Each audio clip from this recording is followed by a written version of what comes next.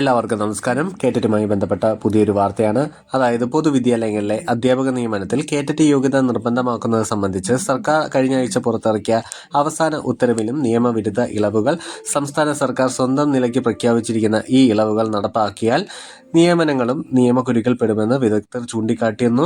അതുപോലെ 2010 വിദ്യാഭ്യാസ അവകാശ നിയമം അനുസരിച്ച് LP സ്കൂൾ അധ്യാപക നിയമനത്തിന് കേറ്ററ്റ് കാറ്റഗറി 1, UP സ്കൂൾ അധ്യാപകരാകാൻ കാറ്റഗറി 2, ഹൈസ്കൂൾ അധ്യാപകരാകാൻ കാറ്റഗറി 3, പ്രൈമറി വിഭാഗത്തിലെ ഭാഷാ സ്പെഷ്യലിസ്റ്റ് അധ്യാപക നിയമനത്തിന് കാറ്റഗറി 4 പാസ്സാകേണ്ടത്. എന്നാൽ 13 സംസ്ഥാന സർക്കാർ ഇറക്കിയ പുതിയ ഉത്തരവിൽ കേറ്ററ്റ് കാറ്റഗറി 1, 2 എന്നിവയിൽ ഒന്ന് ജയിച്ചവർക്ക് LP UP വിഭാഗങ്ങളിൽ നിയമനം നൽകാമെന്ന് പറയുന്നുണ്ട്. അതുപോലെ കാറ്റഗറി 1 അല്ലെങ്കിൽ 2 LP UP അധ്യാപക നിയമനത്തിന് പൊതു യോഗ്യതയായി മാറ്റുന്നതാണ് സർക്കാർ ഉത്തരവ്. മറ്റെന്ത് ഉയർന്ന യോഗ്യതയുണ്ടെങ്കിലും ഹൈസ്കൂൾ തലം വരെയുള്ള അധ്യാപക നിയമനത്തിന് ടെറ്റ് പാസ്സാകണമെന്ന നിബന്ധനയിൽ നിയമമോ കോടതികളോ ഇളവ് അനുവദിച്ചിട്ടില്ല.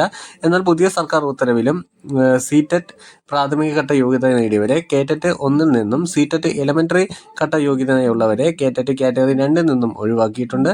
എന്നാൽ MEd, NET, SET, MPhil, PhD എന്നീ ഉയർന്ന യോഗ്യതയുള്ളവർക്ക് കേറ്ററ്റ് വേണ്ടെന്ന മുൻ ഉത്തരവുകളിലെ ഇളവ് പുതിയ ഉത്തരവിൽ നൽകിയിട്ടുമില്ല. എയ്ഡഡ് സ്കൂളുകളിലെ ഭിന്നശേഷി നിയമനവുമായി ബന്ധപ്പെട്ടിറക്കിയ ഉത്തരവാണിതെന്നും സർക്കാർ എയ്ഡഡ് സ്കൂളുകളിലെ നേരിട്ടുള്ള നിയമനങ്ങൾക്കും ഈ ഉത്തരവ് ബാധകമാണെന്ന് വ്യക്തമാക്കിയിട്ടുണ്ട്.